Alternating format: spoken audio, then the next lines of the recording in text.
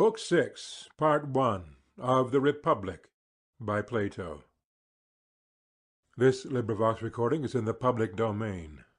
Read by Bob Neufeld. And thus, Glaucon, after the argument has gone a weary way, the true and the false philosophers have at length appeared in view. I do not think, he said, that the way could have been shortened. I suppose not, I said, and yet I believe that we might have had a better view of both of them if the discussion could have been confined to this one subject, and if there were not many other questions awaiting us, which he who desires to see in what respect the life of the just differs from that of the unjust must consider. And what is the next question? He asked. Surely, I said, the one which follows next in order, inasmuch as philosophers only are able to grasp the eternal and the unchangeable, and those who wander in the region of the many and variable are not philosophers. I must ask you which of the two classes should be the rulers of our state. And how can we rightly answer that question? Whichever of the two are best able to guard the laws and institutions of our state, let them be our guardians. Very good. Neither, I said, can there be any question that the guardian who is to keep anything should have eyes rather than no eyes. There can be no question of that. And are not those who are verily and indeed wanting in the knowledge of the true being of each thing, and who have in their souls no clear pattern, and are unable, as with a painter's eye, to look at the absolute truth, and to the original to repair, and having perfect vision of the other world to order the laws about beauty, goodness, justice, in this, if not already ordered, and to guard and preserve the order of them, are not such persons, I ask, simply blind? Truly, he replied, they are much in that condition. And shall they be our guardians when there are others who, besides being their equals in experience and falling short of them in no particular virtue, also know the very truth of each thing? Well, there can be no reason, he said, for rejecting those who have this greatest of all great qualities. They must always have the first place unless they fail in some other respect. Suppose, then, I said, that we determine how far they can unite this and the other excellences. By all means. In the first place, as we began by observing, the nature of the philosopher has to be ascertained. We must come to an understanding about him, and when we have done so, then, if I am not mistaken, we shall also acknowledge that such an union of qualities is possible, and that those in whom they are united, and those only, should be rulers in the state. What do you mean? Let us suppose that philosophical minds always love knowledge of a sort which shows them the eternal nature not varying from generation and corruption. Agreed. And further, I said, let us agree that they are lovers of all true being. There is no part, whether greater or less, or more or less honorable, which they are willing to renounce, as we said before of the lover and the man of ambition. True. And if they are to be what we were describing, is there not another quality which they should also possess? What quality? Truthfulness. They will never intentionally receive into their mind falsehood, which is their detestation, and they will love the truth. Yes, that may be safely affirmed of them. Maybe, my friend, I replied, is not the word. Say rather must be affirmed, for he whose nature is amorous of anything cannot help loving all that belongs or is akin to the object of his affections. Right, he said. And is there anything more akin to wisdom than truth? How can there be? Can the same nature be a lover of wisdom and a lover of falsehood? Never. The true lover of learning, then, must from his earliest youth, as far as in him lies, desire all truth? Assuredly. But then again, as we know by experience, he whose desires are strong in one direction will have them weaker in others. They will be like a stream which has been drawn off into another channel. True. He whose desires are drawn towards knowledge in every form will be absorbed in the pleasures of the soul, and will hardly feel bodily pleasure. I mean, if he be a true philosopher, and not a sham one. For that is most certain. Such an one is sure to be temperate and the reverse of covetous, for the motives which make another man desirous of having and spending have no place in his character. Very true. Another criterion of the philosophical nature has also to be considered. And what is that? There should be no secret corner of illiberality. Nothing can be more antagonistic than meanness to a soul which is ever longing after the whole of things both divine and human. Most true, he replied. Then how can he who has magnificence of mind and is the spectator of all time and all existence think much of human life? He cannot. Or can such an one account death fearful? No, indeed. Then the cowardly and mean nature has no part in true philosophy? Certainly not. Or again, can he who is harmoniously constituted, who is not covetous or mean or a boaster or a coward, can he, I say, ever be unjust or hard in his dealings? Impossible. Then you will soon observe whether a man is just and gentle or rude and unsociable. These are the signs which distinguish even in youth the philosophical nature from the unphilosophical. True. There is another point which should be remarked. What point? Whether he has or has not a pleasure in learning.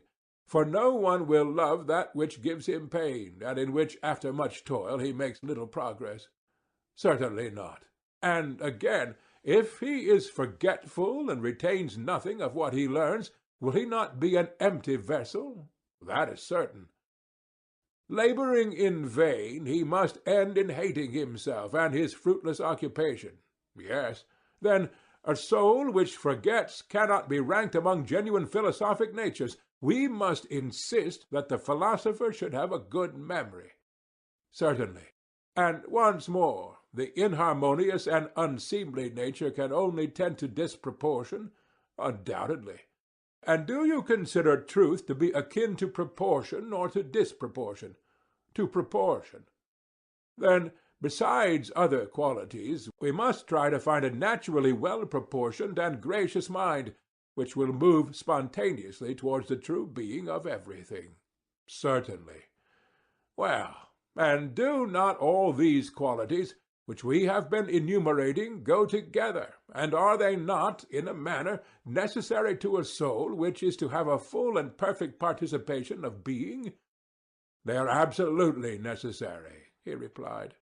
And must not that be a blameless study which he can only pursue who has the gift of a good memory and is quick to learn, noble, gracious, the friend of truth, justice, courage, temperance, who are his kindred?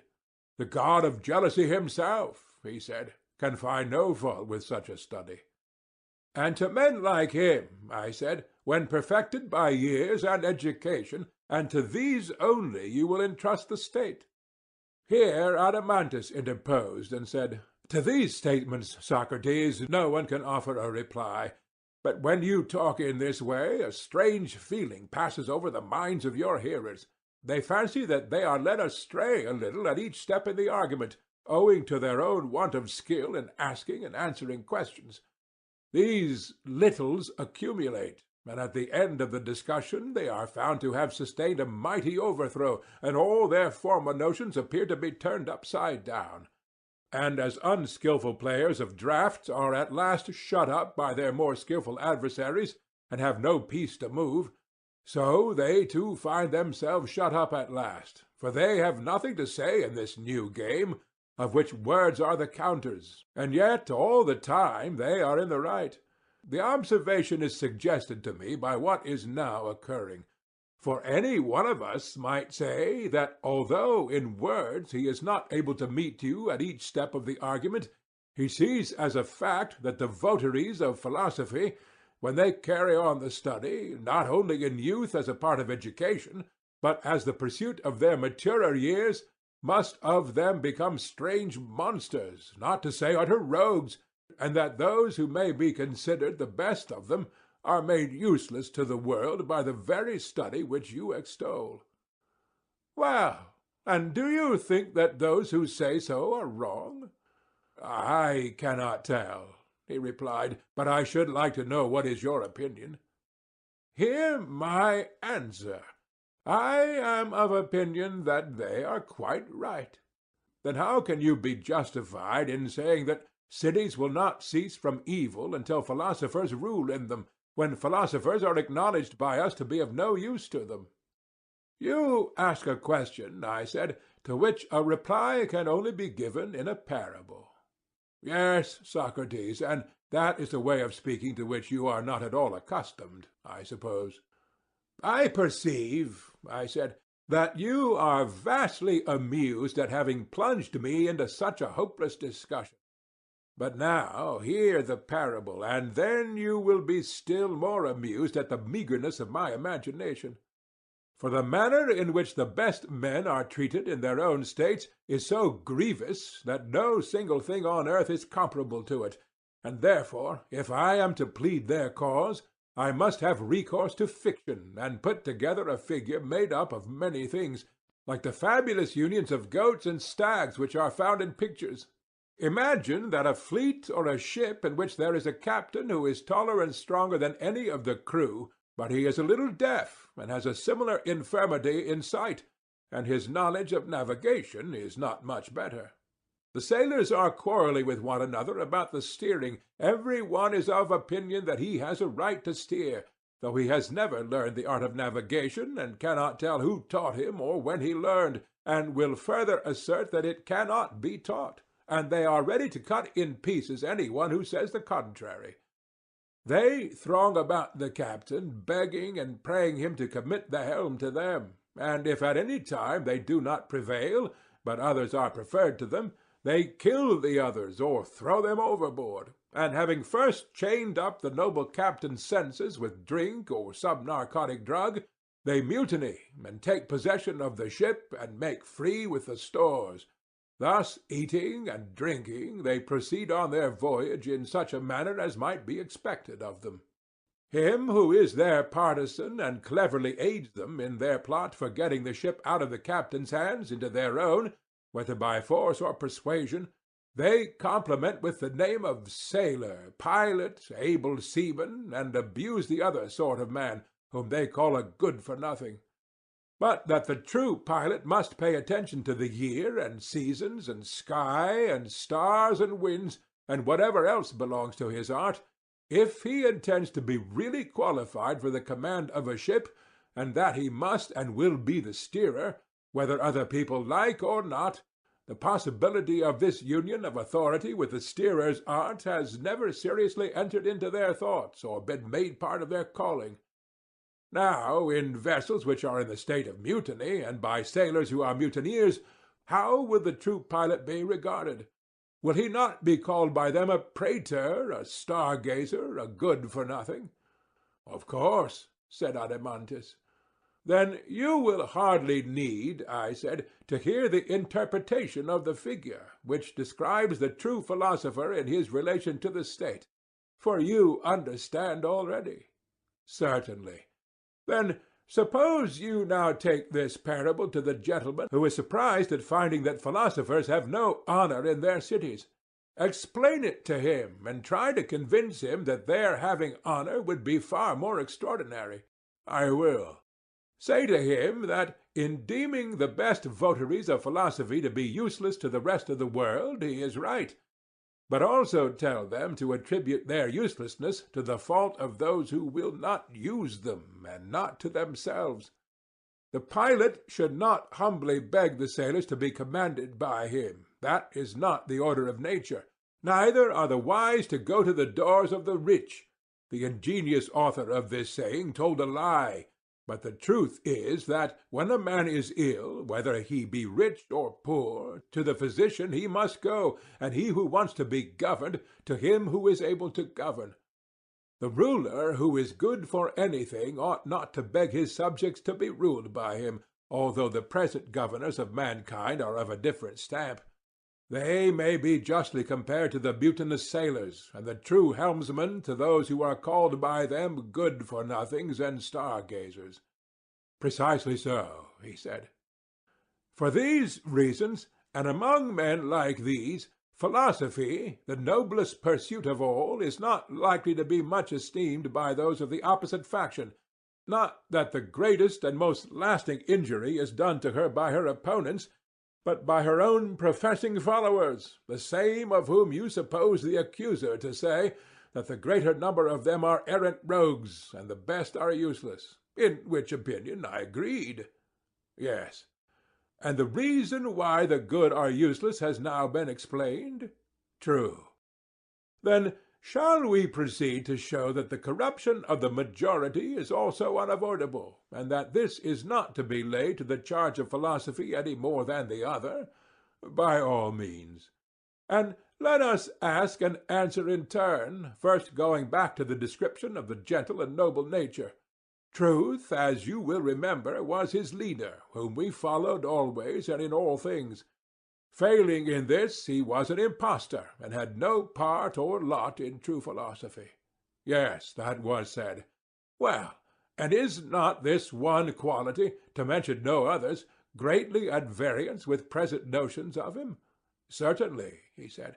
And have we not a right to say in his defence that the true lover of knowledge is always striving after being? That is his nature. He will not rest in the multiplicity of individuals which is in appearance only, but will go on, the keen edge will not be blunted, nor the force of his desire abate, until he have attained the knowledge of the true nature of every essence by a sympathetic and kindred power in the soul, and by that power drawing near, and mingling, and becoming incorporate with very being, having begotten mind and truth, he will have knowledge, and will live and grow truly, and then, and not till then, will he cease from his travail. Nothing, he said, can be more just than such a description of him. And will the love of a lie be any part of a philosopher's nature? Will he not utterly hate a lie? He will. And when truth is the captain, we cannot suspect any evil of the band which he leads? Impossible. Justice and health of mind will be of the company, and temperance will follow after? True, he replied. Neither is there any reason why I should again set in array the philosopher's virtues, as you will doubtless remember that courage, magnificence, apprehension, memory were his natural gifts. And you objected that, although no one can deny what I then said, still if you leave words and look at facts, the persons who are thus described are some of them manifestly useless, and the greater number utterly depraved.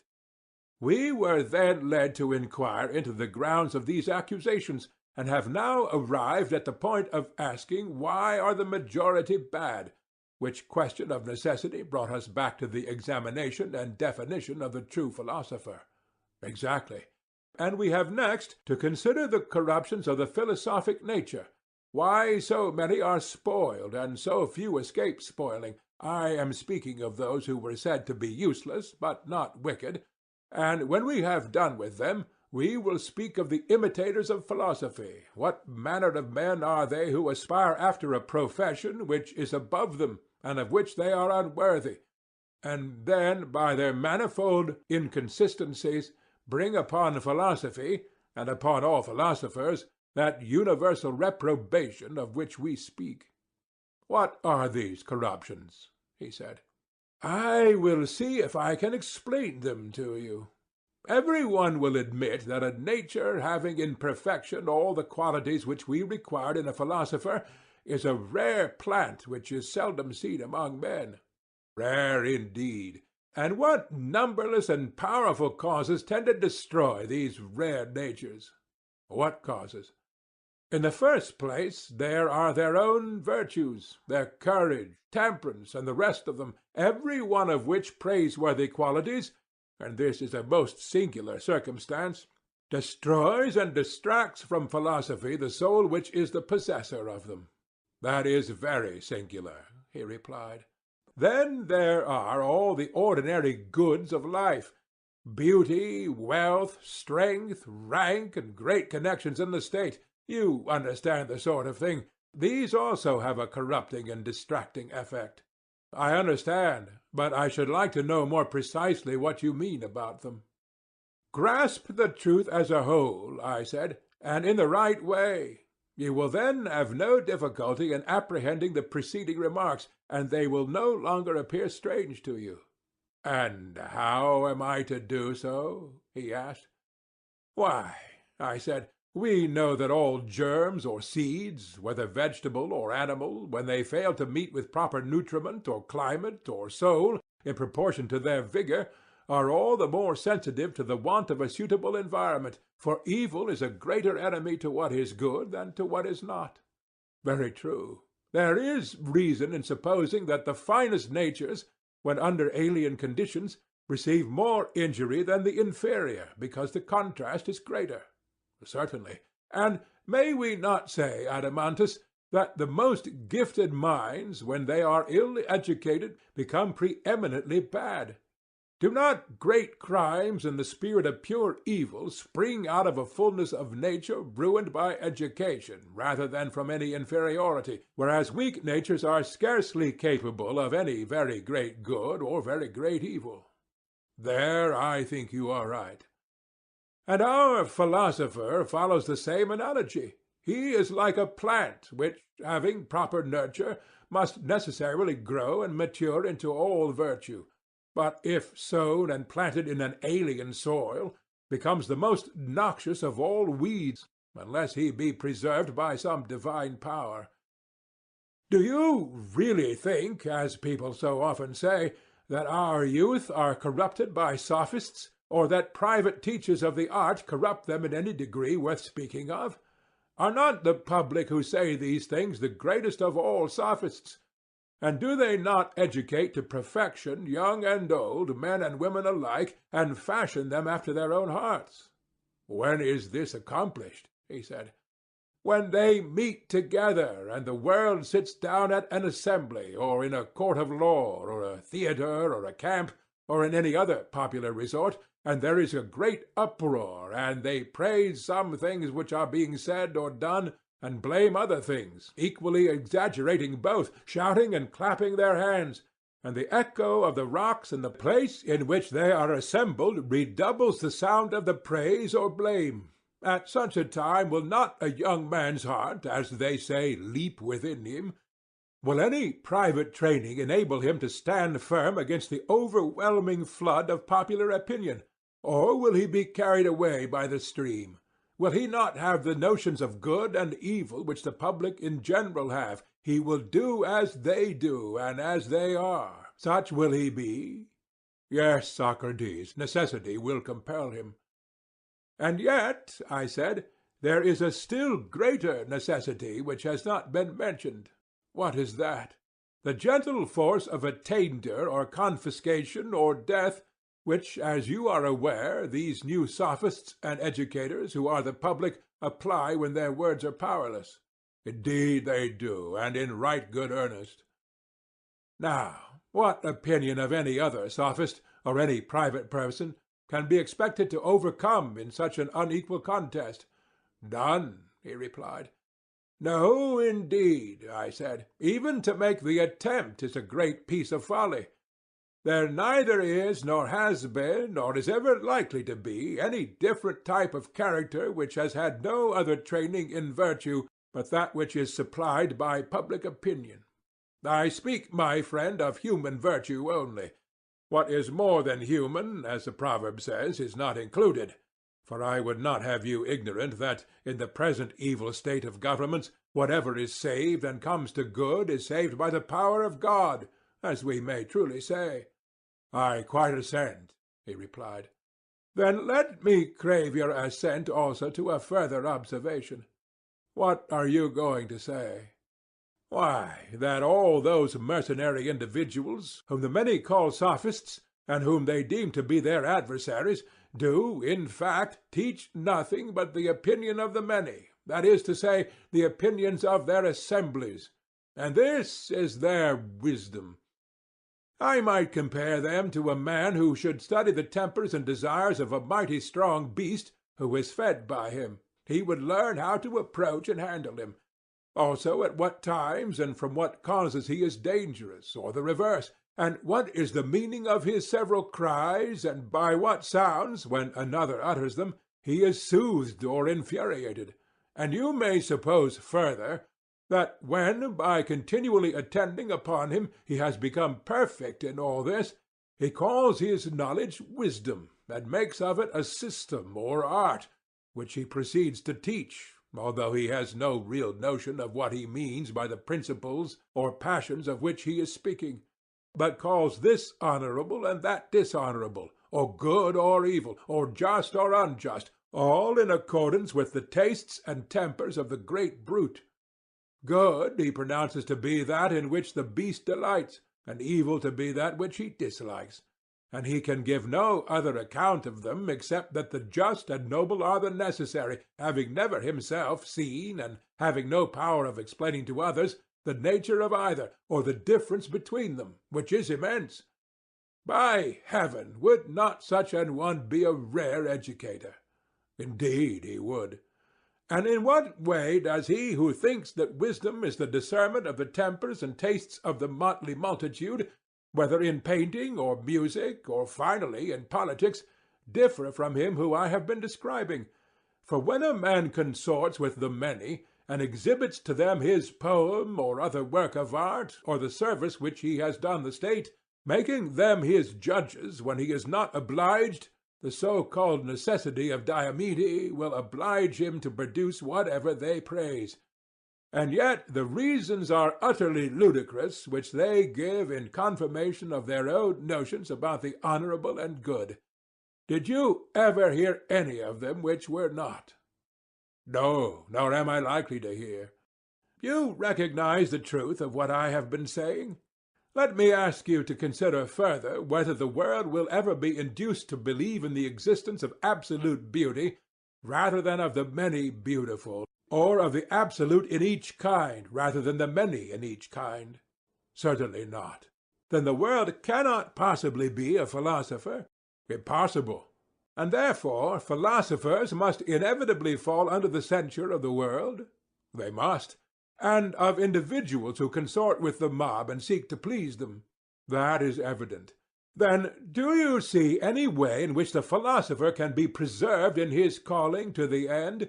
And remember what we were saying of him, that he was to have quickness and memory and courage and magnificence. These were admitted by us to be the true philosopher's gifts. Yes. Will not such an one from his early childhood be in all things first among all, especially if his bodily endowments are like his mental ones? Certainly, he said. And his friends and fellow citizens will want to use him as he gets older for their own purposes? No question. Falling at his feet, they will make requests to him and do him honor and flatter him, because they want to get into their hands now the power which he will one day possess. That often happens, he said. And what will a man such as he is be likely to do under such circumstances, especially if he be a citizen of a great city, rich and noble, and a tall proper youth? Will he not be full of boundless aspirations, fancy himself able to manage the affairs of Hellenes and of barbarians, and having got such notions into his head, will he not dilate and elevate himself in the fullness of vain pomp and senseless pride? To be sure he will. Now, when he is in this state of mind, if some one gently comes to him and tells him that he is a fool and must get understanding, which can only be got by slaving for it, do you think that, under such adverse circumstances, he will be easily induced to listen? Far otherwise. And even if there be some one who, through inherent goodness or natural reasonableness, has had his eyes opened a little, and is humbled and taken captive by philosophy, how will his friends behave when they think that they are likely to lose the advantage which they are hoping to reap from his companionship? Will they not do and say anything to prevent him from yielding to his better nature, and to render his teacher powerless, using to this end private intrigues as well as public prosecutions? There can be no doubt of it. And how can one who is this circumstanced ever become a philosopher? Impossible. Then were we not right in saying that even the very qualities which make a man a philosopher may, if he be ill-educated, divert him from philosophy, no less than riches and their accompaniments and the other so-called goods of life? We were quite right. Thus, my excellent friend, is brought about all that ruin and failure which I have been describing of the natures best adapted to the best of all pursuits. They are natures which we maintain to be rare at any time, this being the class out of which come the men who are the authors of the greatest evil to states and individuals, and also of the greatest good when the tide carries them in that direction. But a small man never was the doer of any great thing, either to individuals or to states. That is most true, he said. And so philosophy is left desolate, with her marriage rite incomplete, for her own have fallen away and forsaken her, and while they are leading a false and unbecoming life, other unworthy persons, seeing that she has no kinsmen to be her protectors, enter in and dishonor her, and fasten upon her the reproaches which, as you say, her reprovers utter, who affirm of her votaries that some are good for nothing, and that the greater number deserve the severest punishment. That is certainly what people say. Yes, and what else would you expect, I said, when you think of the puny creatures who, seeing this land open to them, a land well stocked with fair names and showy titles, like prisoners running out of prison into a sanctuary, take a leap out of their trades into philosophy, those who doing so being probably the cleverest hands at their own miserable crafts. For although philosophy be in this evil case, still there remains a dignity about her which is not to be found in the arts, and many are thus attracted by her whose natures are imperfect, and whose souls are maimed and disfigured by their meannesses, as their bodies are by their trades and crafts. Is not this unavoidable? Yes. Are they not exactly like a bald little tinker who has just got out of durance and come into a fortune? He takes a bath and puts on a new coat, and is decked out as a bridegroom going to marry his master's daughter, who is left poor and desolate. A most exact parallel. What will be the issue of such marriages? Will they not be vile and bastard? There can be no question of it. And when persons who are unworthy of education approach philosophy and make an alliance with her who is in a rank above them, what sort of ideas and opinions are likely to be generated? Will they not be sophisms captivating to the ear, having nothing in them genuine, or worthy of, or akin to true wisdom? No doubt, he said. Then, Armandus, I said, the worthy disciples of philosophy will be but a small remnant. Perchance some noble and well-educated person, detained by exile in her service, who in the absence of corrupting influences remains devoted to her, or some lofty soul born in a mean city, the politics of which he condemns and neglects, and there may be a gifted few who leave the arts, which they justly despise, and come to her. Or, peradventure, there are some who are restrained by our friend Theages' bridle, for everything in the life of Theages conspired to divert him from philosophy, but ill health kept him away from politics. My own case of the internal sign is hardly worth mentioning, for rarely, if ever, has such a monitor been given to any other man. Those who belong to this small class have tasted how sweet and blessed a possession philosophy is, and have also seen enough of the madness of the multitude, and they know that no politician is honest, nor is there any champion of justice at whose side they may fight and be saved. Such an one may be compared to a man who has fallen among wild beasts. He will not join in the wickedness of his fellows, but neither is he able singly to resist all their fierce natures, and therefore, seeing that he would be of no use to the state or to his friends, and reflecting that he would have to throw away his life without doing any good either to himself or others, he holds his peace and goes his own way. He is like one who, in the storm of dust and sleet which the driving wind hurries along, retires under the shelter of a wall, and seeing the rest of mankind full of wickedness, he is content, if only he can live his own life and be pure from evil or unrighteousness, and depart in peace and good will with bright hopes. Yes, he said, and he will have done a great work before he departs. A great work, yes, but not the greatest, unless he find a state suitable to him. For in a state which is suitable to him, he will have a larger growth and be the saviour of his country as well as of himself. The causes why philosophy is in such an evil name have now been sufficiently explained. The injustice of the charges against her has been shown. Is there anything more which you wish to say? Nothing more on that subject, he replied, but I should like to know which of the governments now existing is in your opinion the one adapted to her. Not any of them, I said, and that is precisely the accusation which I bring against them. Not one of them is worthy of the philosophic nature, and hence that nature is warped and estranged.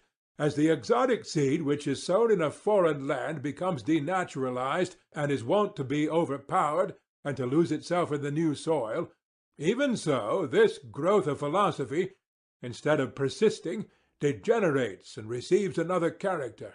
But if philosophy ever finds in the state that perfection which she herself is, then will be seen that she is in truth divine, and that all other things, whether natures of men or institutions, are but human. And now I know that you are going to ask what that state is. No, he said, there you are wrong, for I was going to ask another question, whether it is the state of which we are the founders and inventors, or some other.